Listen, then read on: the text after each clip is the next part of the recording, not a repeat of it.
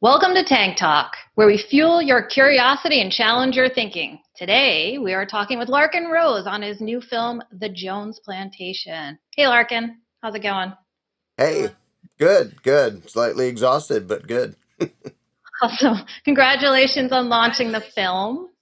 Yeah, it's finally reality. It's kind of amazing that we have a movie. Only took 3 years and some to get it to that point. Yeah, so it wasn't your first iteration, right? What was the inspiration for your first go round?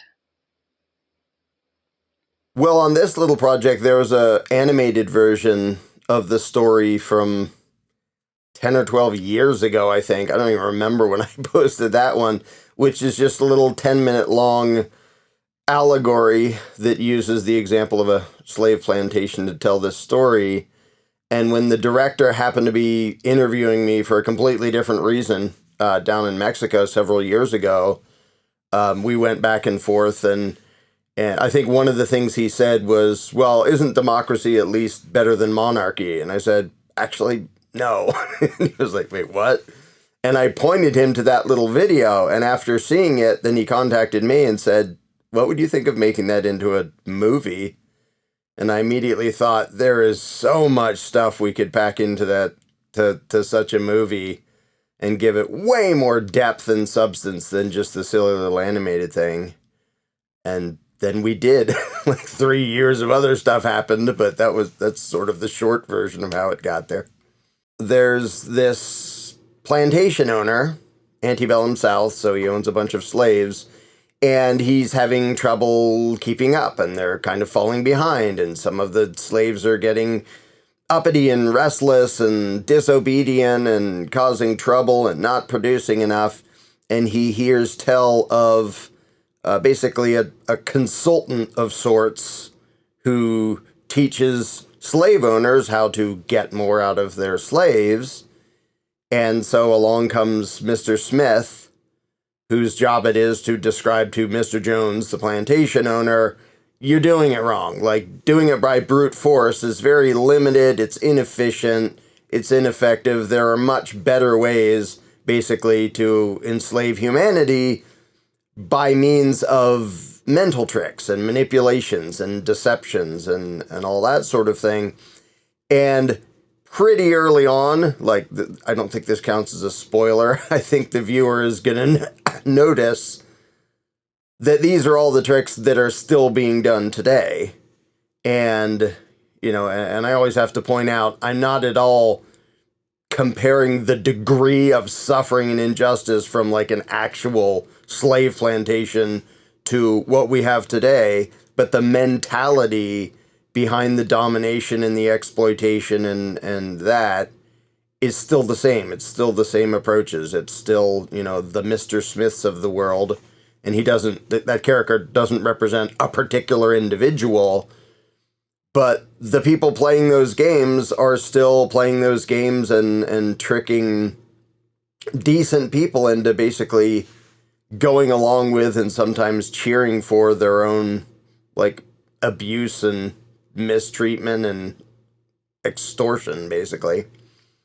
So that's the short version. So Larkin, in the YouTube short, that turned into a feature film, and then it turned into a book. Like, walk me through the development of this. Like, what themes? Like, what are people going to get out of all these different pieces of media?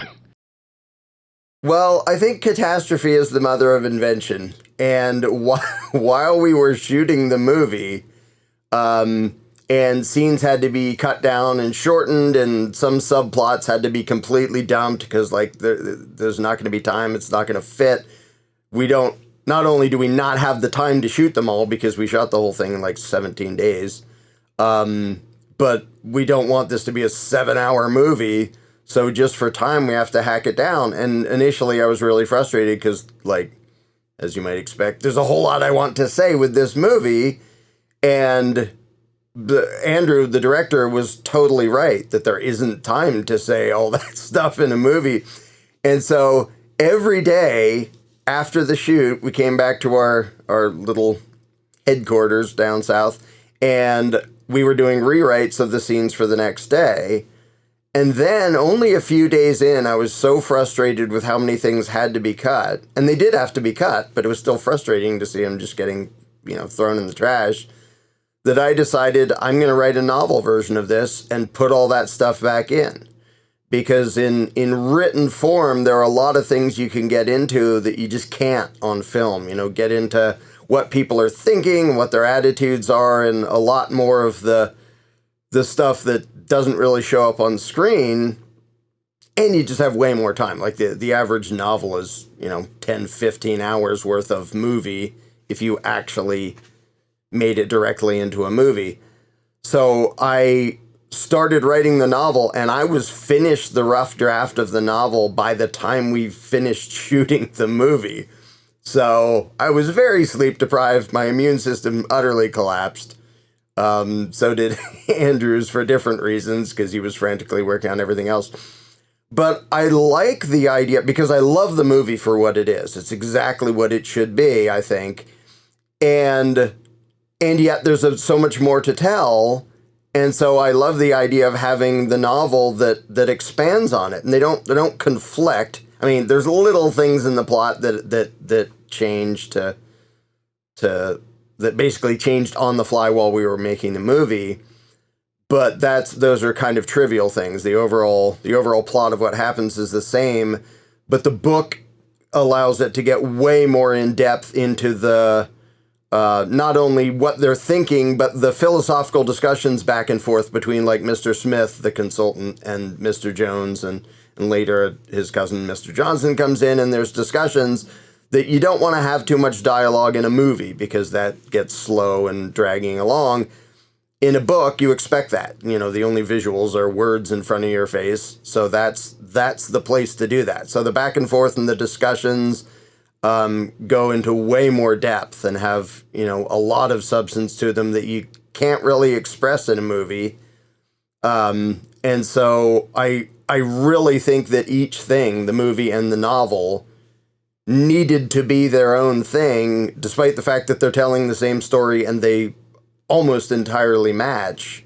They just, to me, serve different purposes. But that was therapy for me while we were shooting, to have an outlet for, but I like that plot and it was important to make that point. It's like, yeah, but you can't fit all these points into one movie, and we don't have a budget for like a mini series. So I'm going to put it in the novel. So I'm really excited about the movie, and I'm really excited about the novel.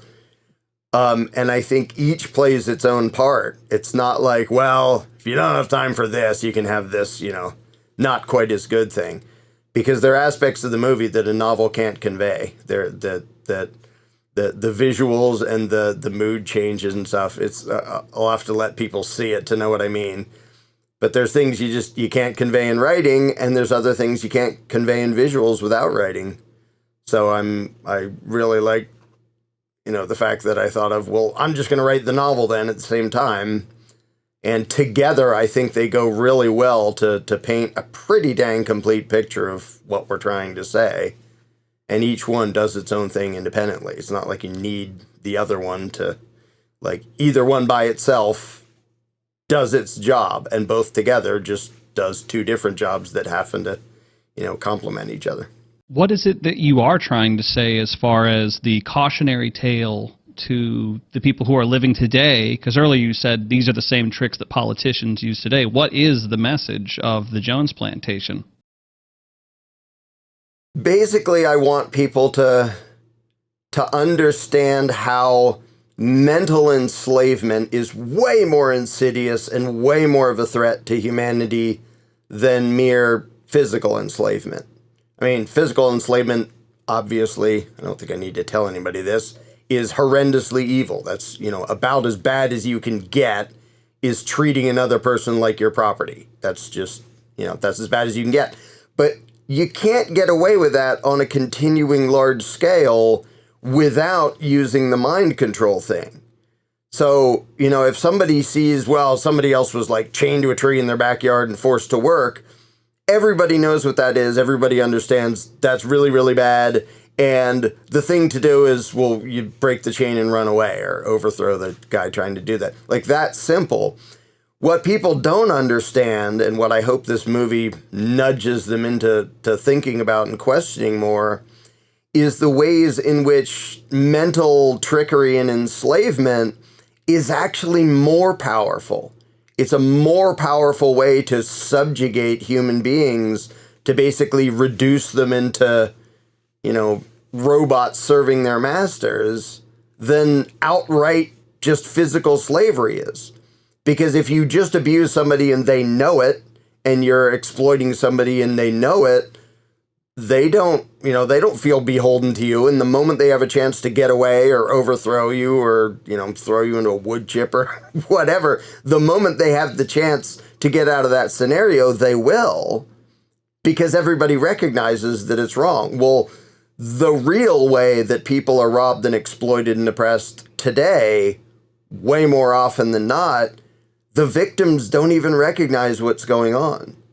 They don't even see that they're literally cheering for their oppressors. And you can, I often mention, you can see the videos of the thrilled, happy, excited, optimistic, cheering throngs of people cheering for Mao, and the crowd cheering for Stalin, and the crowd cheering for Hitler. And you can go right on down the list, because the tyrants didn't come along and say, hey, give me lots of power so I can do nasty stuff. They said, you are being mistreated, but I'm here to free you and help you and serve you and protect you. And so the people cheerfully, parade their way into their own oppression. And most of the victims that still don't know it, and that they still don't understand the game. And so to set a story in the context of a slave plantation, so it's a fictional story, kind of, sort of fictional, so that people can just watch it, but then notice the parallels and start to realize, this is still what they're doing to me. And the main thing I want to occur to people, and like normally, a movie, well, you want to, we do hope this entertains people, but normally it's like, well, entertain them, make them feel good, and then they can forget it and walk out. That's not the goal of this one. We do want to entertain them, but we want them to think about stuff. And one of the main things I want people to wonder, having watched it, is, would I have been on the right side? If that was me in that setting, would I have fallen for this stuff? Would I have gone along with it? Would I have been cheering for the bad guy unwittingly? And because sadly, history shows that most people most of the time are cheering for the bad guy, and they don't know it. And Plato said this 2,000 years ago. When a tyrant first appears, he appears as a protector. It's like, from this and no other root does a tyrant spring. When he first appears, he is a protector. And so this is a game that's been around for ages, which Mr. Smith mentions in the movie. I want people to understand the game so it stops working on them. That's the short version. Yeah, so we've seen examples of this throughout history for a long, long time, on repeat. Do you think the events of the past couple of years have made it so that people are more apt to hear what you have to say? Yeah, by a lot. And I get that from a bunch of voluntarists I know, people who don't believe in the political system at all, that a lot of people have independently reported to me that they've tried to have discussions before with people in their lives who just, they just want to live their lives and go about their daily business. They don't really question things. They don't really think about things. And in the last few years, a lot of these people have reported, yeah, all my friends and relations who used to think, it's just some crazy ranting. Now they're coming to me and going, what were you saying about that? So yeah, I think, ironically, the Mr. Smiths of today are falling down on the job, which is a very good thing. It's just sort of weird that they're doing such a bad job of the mental manipulation that a lot of people are starting to see through it. And the establishment is actually making enemies out of a bunch of people who used to be just loyal, obedient, compliant, go with the flow types. They're forcing people to learn how to say no and forcing people to see through the game, which is the dumbest thing a tyrant can ever do. But that's what they've done a lot of in the last 3 years. So, yeah, Mr. Smith is actually better at it than I think anybody behind the scenes is right now, which, that's a good thing for humanity, but it's sort of weird to watch. Yeah, so in the film, you talked a lot about money, financial enslavement, really keeping people in debt. And at Wealth Battle, this is something that we talk about a lot, right? There's a lot of control through our currency. There's a lot of appeal to authority when it comes to people's finances. And our goal is to arm people with financial education, with community, with tools to fortify their finances and to be more free, to actually have choice. So can you talk a little bit about some of those themes in the movie? Yeah, and again, that's something that there's a shorter version in the movie than there is in the novel because you have more time to get into it, because they get into, I don't think this counts as a spoiler. Basically, they make up their own currency, and you get to see the plantation version of what the Federal Reserve is doing, and what central banks do when they just make it out of thin air. And most people don't understand it. And Mr. Smith even explains to Mr. Jones, does it much more in depth in the novel, but does it in the movie too, the game that's being played about they're going to view these things as having value. They're not going to understand like the game at all. And they're going to be working really hard to get these things. And we're going to keep them in debt forever. We're going to loan them stuff that we just made up out of thin air. And then they literally feel beholden to us since we gave them literally nothing. Like pieces of paper that we said had value. And, I'm not going to get into the whole explanation of how that works. I mean, there's the creature from Jekyll Island, that's like the long version of how the whole monstrosity came to be. But one thing I love about the movie and the novel is that if you tell the scheming trick in the setting of a fictional story, people can see it and go, oh, that's like devious and clever. And yeah, that would totally work. Like the slaves aren't going to understand enough to not fall for that. Like, why wouldn't they go, oh yeah, we'll eagerly work for them. And then I want those same people a week later to go, wait a minute, and start looking at their currency and go, uh-oh, maybe it isn't just poor uneducated slaves who are dumb enough to fall for that. And so it's a challenge getting enough of an education into a movie or a novel without it starting to feel like a lecture. So we do it in bits and pieces, like in the midst of the plot and stuff. And but in so many of the different ways it covers different topics. Sorry about that.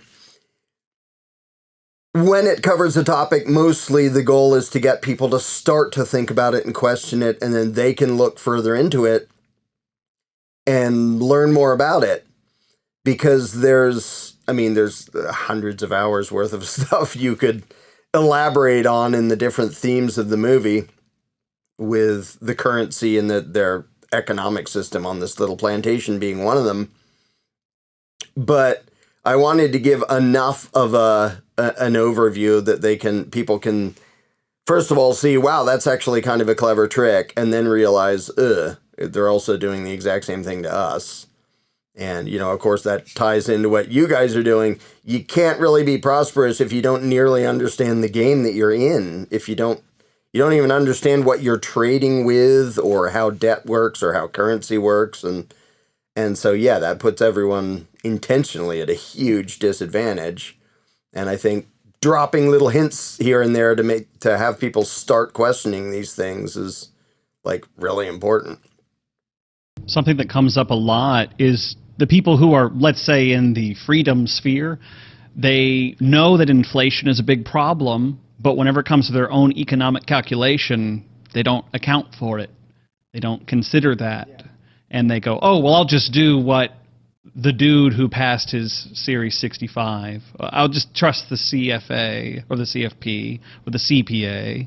I'll trust this person in authority because surely they have already done all the calculations. They know exactly what is best for me. It's the weirdest thing to be like, I don't trust authority to tell me what I should do with my body and my health. My money, go ahead. I mean, whatever you say, man, I'm all for it. So in the interest of boosting economic productivity for you, Larkin, where can people go to see the film? Let's start with that. Let's get some promotions in here. The film is now live and ready to be purchased at jonesplantationfilm.com. Standard version of the movie is $10. There's also going to be a version that has director's commentary, which is like $15. I'm not sure if they've uploaded that one yet. And then there's one that has the watch party that we just did. But if you go to that, jonesplantationfilm.com, you can see that, and you can at least get the standard version as of right now. And as fast as we can, we're getting the other versions up. So that's where to see that thing right now. And if you follow that site, that'll give the updates on what's going on and other screenings and stuff. So. And I'll mention this, because you had approached us to help fund the printing of the books and whatnot for the novelization of the film, of the short story, based on reality. Like, how many meta layers are we going down with this story? But that is also available for pre-order now at thejonesplantation.com, which just redirects to the Rose channel, where a lot of your content resides now. So I will throw that out there for anybody who wants to pre-order in the month of August. After that, we'll figure out what it's going to look like. But right now, it's kind of a bulk discount if people want to put some money behind it in tandem with the investment that Wealth Battle is going to make on doing a larger printing to let everybody know that we are, in fact, still on the Jones Plantation. Because it's a moving short, and it's a moving film, and it's a moving novel. So it's really good content for people to understand. So what are the themes that weren't able to make it into the movie that somebody might learn from the novelization? Like, what is the expanded universe if we're going that direction? Let's see if I can do this without accounting too much as a spoiler. One is the ways in which the real influence peddlers keep control over all the politicians. Which isn't really, originally was going to be briefly touched on in the movie, and that subplot sort of went out the window. Because if you think, well, maybe a politician's like going to decide to be brave and stand up for freedom and stuff, there are really nasty things they do. Like, most people sort of imagine that the politicians are in charge, and no, they're not. And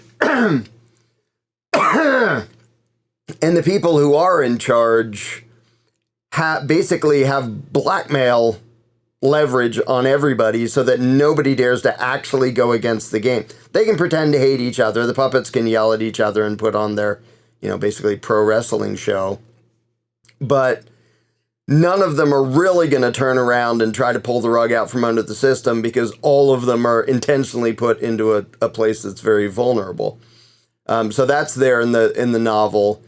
There's also the basically the spying on people and the keeping track of everything. That was a subplot that had to disappear from the movie. That there's a slave who Mr. Smith is paying to find out what's going on and what are people thinking and all that stuff. And the funny thing is, I just made a series of just little YouTube videos about slave think, and one of them covered the fact that Frederick Douglass, who grew up as a slave, described exactly that the master would like pay a slave or two to let him know the mindset and the attitudes of the slaves so that they know when, trouble's brewing. So we get into that plot a lot more in the novel than we don't at all in the movie. Like, initially there was going to be a tiny subplot and a character about that, but that had to get chucked. So those two are in there. It gets a lot more into the depths of the mentality of the people running the show. One big discussion that isn't in the movie at all anymore has to do with the enforcers and how it's okay if the victims of oppression get mad at the enforcers as long as they don't recognize that they're just sort of acting as attack dogs for the system. So the politicians can go, we are outraged by the abuse that came out on this video of, police beating someone to death. And people will be, well, then you, the person who literally gave him the badge and told him to come, boss us around, you make sure that guy gets punished. And it's a way to misdirect people's outrage and limit it in a way that, meanwhile, the master's sitting back there, they're not dumb enough to put themselves in harm's way. They're not having to enforce their evil garbage. And when one of their underlings gets caught being a sadistic psycho, they don't care. They come out and pretend to be outraged, and then whatever happens to that guy happens, and there's no threat to the system. Because people think, well, that was just a bad apple, and luckily the system did. And so that's another thing that the book gets into that the movie doesn't. And there's just a lot of the discussions between Smith and Jones, and then later Smith and Johnson, get way more into depth into how the psychology actually works, including like the mentality of, well, why would they try socialism and those things when they know full well that drops productivity like by a lot. So Mr. Johnson's like, what's the point of it? Because at one point they basically swing in that direction while they're swinging back and forth politically. And Mr. Johnson's like, yeah, but they're not going to work as hard. And Smith explains why, yeah, we know that, and we're doing it anyway because of these things. And so that's not in the movie version. So there's a lot, and I can't think of all of them right now, but there's a lot of the discussions that get way more in depth into the psychology of manipulation that fit in a novel and don't fit in a movie. But yeah, those are some of them. Awesome. Thanks, Larkin. I'm just impressed always by your understanding of psychology and mechanics of people and control, and just the way that you present things. It's in a way that a wide range of people it's accessible to a lot of people, and it has people actually think and start asking questions. So thanks for coming on Wealth Battle. Yeehaw. Glad to be here. And yeah, I've sort of, I didn't try to like set out to learn about psychology, but when you learn the philosophy of political manipulation, it kind of accidentally turned into that for me. And having done it for 27 years, I've accidentally learned a whole lot about not only the mentality and tricks of the nasty people, but the mentality and the psychology of their victims and why people fall for it. Which is why almost everything I do, including this movie and this novel, is to try to get people to recognize the tricks enough that they stop falling for them. So we'll see. We'll see how much you can do that. And as a reminder for those who are still with us, that's thejonesplantation.com to pick up a copy of the book, jonesplantationfilm.com to view the film, and to discover and fight the Jones Plantation in your life, that's wealthbattle.com. Thanks so much, Larkin. Thanks for the freedom!